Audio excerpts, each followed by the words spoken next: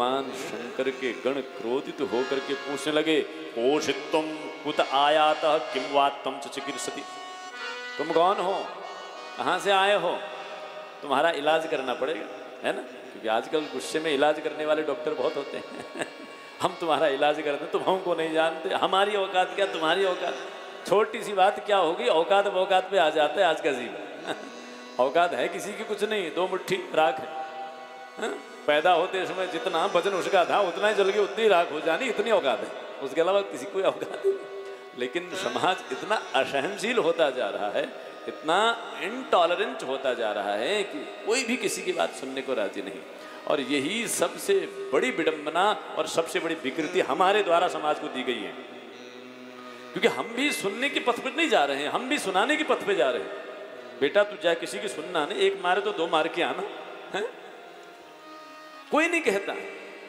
सुनने सहने की विधा सिखाने का समाज खत्म हो चुका है। घर घर में तनाव में बैठा है, पति उधर है तो पत्नी इधर है, अभी अभी शादी हुई है, बीच में बिचौलिया आता है, तुमने किससे शादी करवा दी, तुमसे तुम्हारा हमने क्या कर दिया।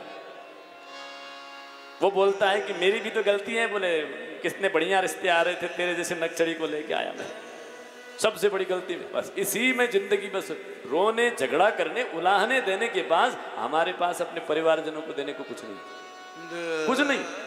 देना चाहिए था स्नेह, देना चाहिए समर्पण, कुछ सुख, कुछ सेवा मिल जाए। ये परिवार इसलिए पड़ता है, परिवार की सेवा करते करते ईश्वर की सेवा करने की विधा हमको सिखाई जाती है। ये प्रेम का मार्ग है परिवार।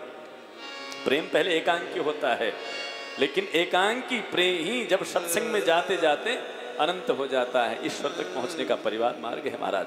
लेकिन परिवार कहाँ, परिवार से अलग अलग होते होते होते होते केवल मकान बड़ा होता है, मकान मालिक ने एक तरफ रहती है, मालिक एक तरफ रहता है, दोनों के अपने अपने दुखड़े हैं, सब तन्हा है, सब तन्हा है। क्यों?